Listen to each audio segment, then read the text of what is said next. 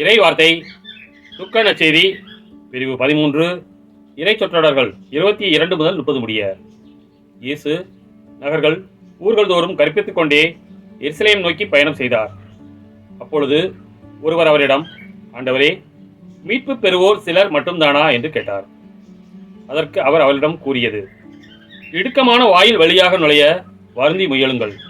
ஏனெனில் பலர் உள்ளே செல்ல முயன்றும் இயலாமற் போகும். வீட்டு உரிமையாளரே, எழுந்து கதவை திறந்துவிடும் என்று கேட்பீர்கள். அவரோ, நீங்கள் எங்கிருந்து வந்தவர்கள் என எனக்கு தெரியாது என பதில் கூறுவார். அப்பொழுது நீங்கள், நாங்கள் உம்மோடு உணவு உண்டோம், குடித்தோம், நீர் எங்கள் வீதிகளில் கற்பித்தீரே என்று சொல்வீர்கள்.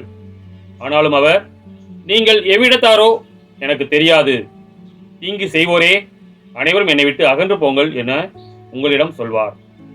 ஆபிரகாமும் ஈசாக்கும் யாக்கோபும் இறைவாக்கினர் யாவரும் இறையாட்சிக்கு உட்பட்டிருப்பதையும் நீங்கள் புறம்பே தள்ளப்பட்டிருப்பதையும் பார்க்கும்போது அழுது அங்கலாய்ப்பீர்கள்.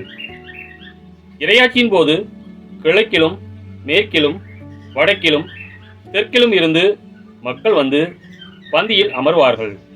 ஆம், கடைசியானோர் முதன்மையாவர், முதன்மையானோர் கடைசியாவர். கிறிஸ்துவின் நற்செய்தி.